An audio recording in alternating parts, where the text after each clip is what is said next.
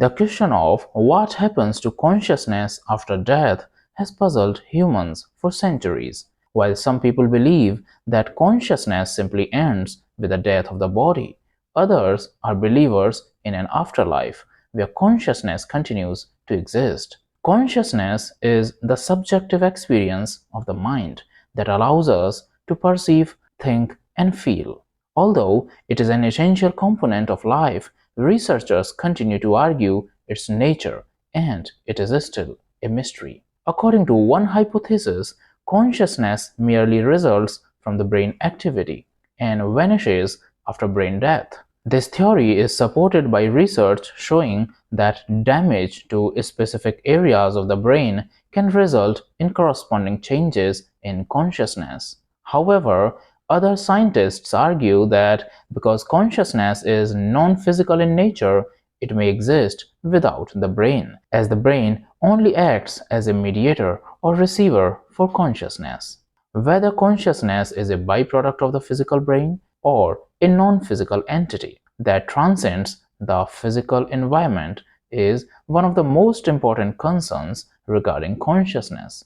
This question becomes even more complex when we consider what happens to consciousness after the brain dies. According to some researchers, consciousness is totally dependent on the physical brain and vanishes when the brain shuts down. This view is grounded in the assumption that all mental phenomena can be reduced to physical processes in the brain.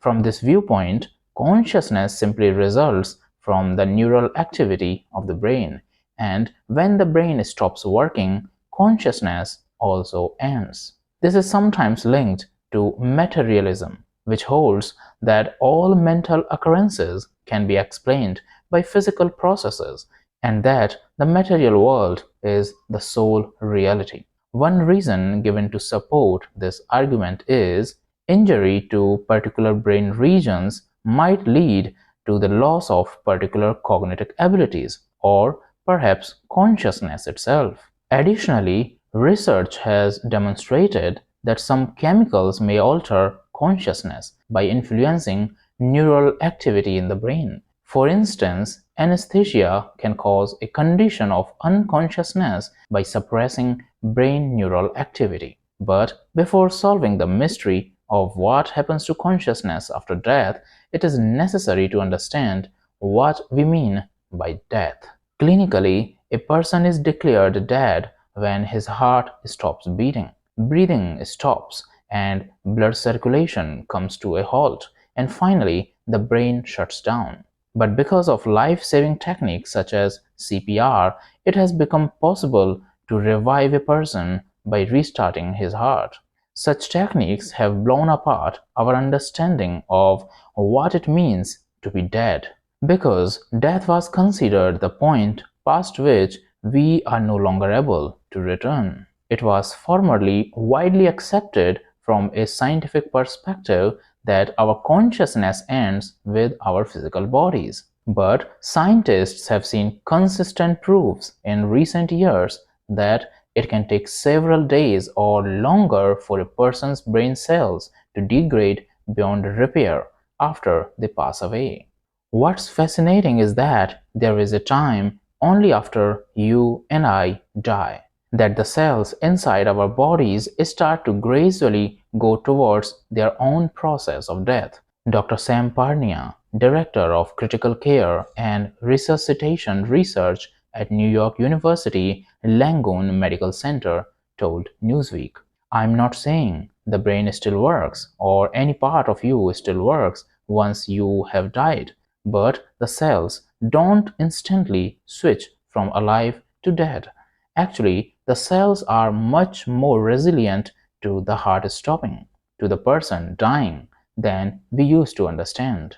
University of Washington microbiology professor Peter Nobel has reported that genes can remain active after death based on observations made by scientists working on human cadavers.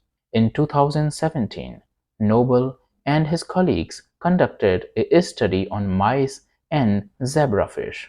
which revealed that as many as 1,063 genes continued to be active after death, and in some cases, their activity even increased for up to 4 days.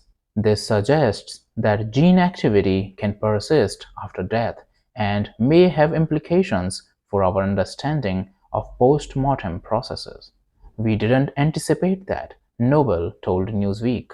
Can you imagine 24 hours after the time of death, you take a sample and the transcripts of the genes are actually increasing in abundance?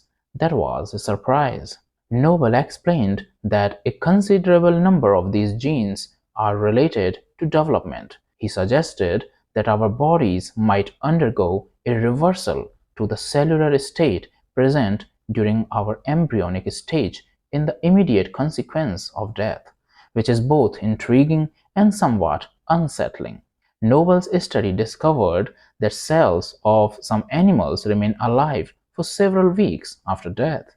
This research implies that our bodies undergo a gradual shutdown, with various parts dying at different rates instead of all at once. Near-death experiences (NDEs) offer another perspective on what happens to consciousness after death. Persons have near-death experiences when they are on the verge of passing away or have been brought back from the death.